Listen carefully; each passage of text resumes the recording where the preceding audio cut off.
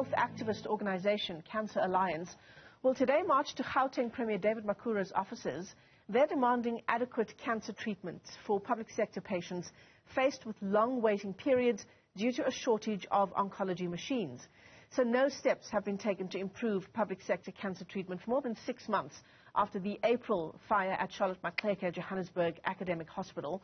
It is the only public healthcare facility that offers radiation oncology services in the province. The chairperson of the Cancer Alliance, Greeff, joins us now for more on this issue and what to expect in today's march. Linda, good morning to you. It's great to have you with us on the program on what is an incredibly worrying story and the issue with the lack of access in the public sector to cancer treatment is that cancer is a time game, isn't it? I think that is exactly the crisis. You know, if you let a cancer patient wait 6 months, the stage 1 illness is now stage 4. And then the prognosis changed from curable to palliative. And that is the human rights issue that is at play here. We cannot tolerate that. You know, a patient that is treated in the private sector has access to care, operations, chemotherapy, radiation within a week of diagnosis. These patients get diagnosed and then the treatment is so prolonged and not efficiently planned due to lack of staffing, due to lack of workable machines, and due to lack of proper communication with them. So, you know, these speak of this speaks of bad management. And we cannot have that anymore. So, Linda, let's break down, when you talk about the human rights violations that are involved here, let's break it down for people who might not understand how widespread the problem is if you're getting your health care in the public sector.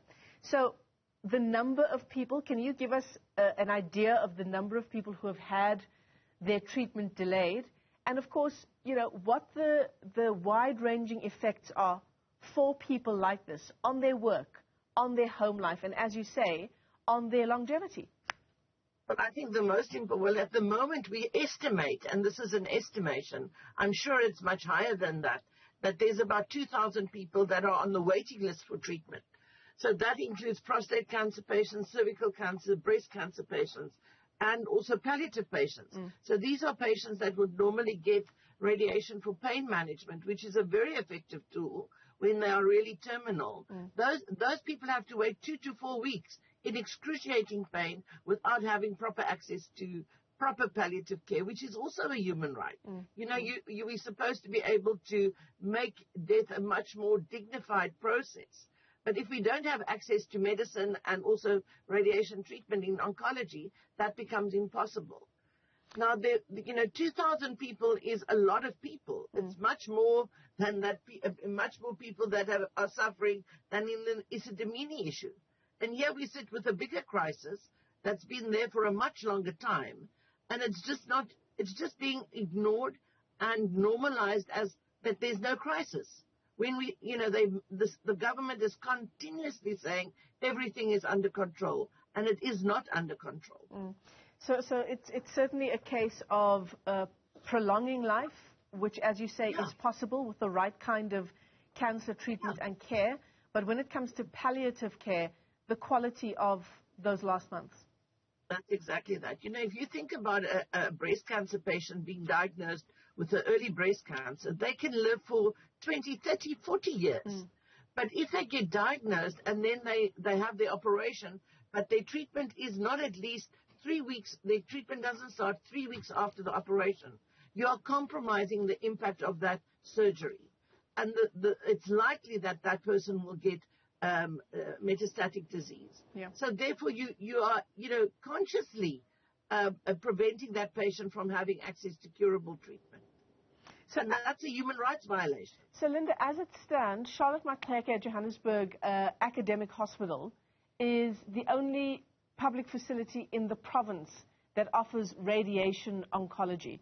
So we know about the fire. There is also radiation available at Steve Biko, but they're also feeding a bigger area, in terms of Limpopo and Mpumalanga. But so in the Greater Gauteng, Charlotte Buketi is the only hospital that's rendering that, for that catchment area. So the April 2021 fire, was that a big stumbling block insofar as cancer treatment in the province is concerned? Was access to treatment better before that fire? No, it wasn't better. It was already compromised because there wasn't new machines, there wasn't enough staffing. We're currently having a go-slow from the radiographers in the therapy unit, which have been fighting with the government, even have taken them to court because they are not in the right pay grade. And this HR issue is not being resolved. So there's multiple problems in that radiation department. It's not just machines, it's staffing, it's the political will to bring change and to really address it, and a lot of red tape. And that's why we are asking for a special action team to be appointed to actually give feedback on a weekly basis. And we want our first feedback by the 10th of December, to show that this task team has been appointed. And it should be a task team that consists of clinical staff, oncologists and other staff members that have clinical experience that can guide the management as to what is priority and what is not, because they can clearly not discern that. Yeah. So it's HR staffing issues, it's a lack of machines, as you say. What role did COVID-19 play in these kinds of backlogs? It's made it worse because people are scared to come to the hospital, and therefore they're not keeping their appointments. And also the hospital was closed, semi-closed due to COVID. And now when things have normalized, the communication with the patients with regards to follow-up appointments has been terrible. And that's also one of the things that we're asking, that a special toll-free line be put in place to communicate more effectively with cancer patients. They get sent from pillar to post. They arrive at the hospital. They sit in the queue just to be told to go home again. Sure.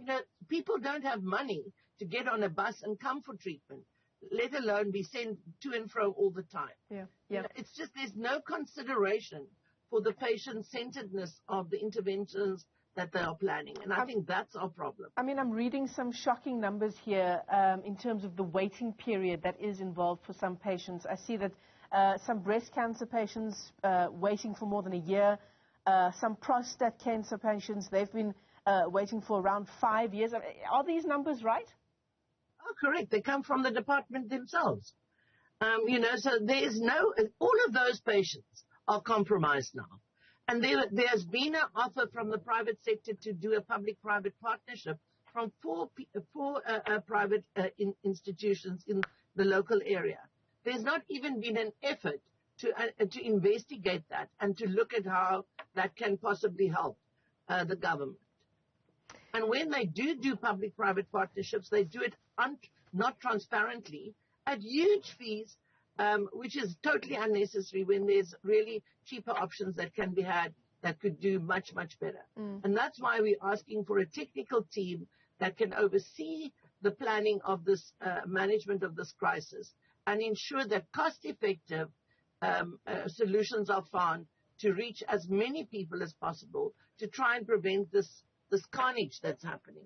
So, Linda, you're marching. The Cancer Alliance is today marching to the Gauteng Premier's office, and obviously all of the issues that you've outlined to us is what you will be presenting to the Premier's office. Do you know whether the Premier himself will be involved in accepting this kind of memorandum of demands? Well, we have had, he did indicate that he would be there, and also the MEC. Which is really great, and we appreciate that. And we are going to be, we're working with TAC and also with Section 27.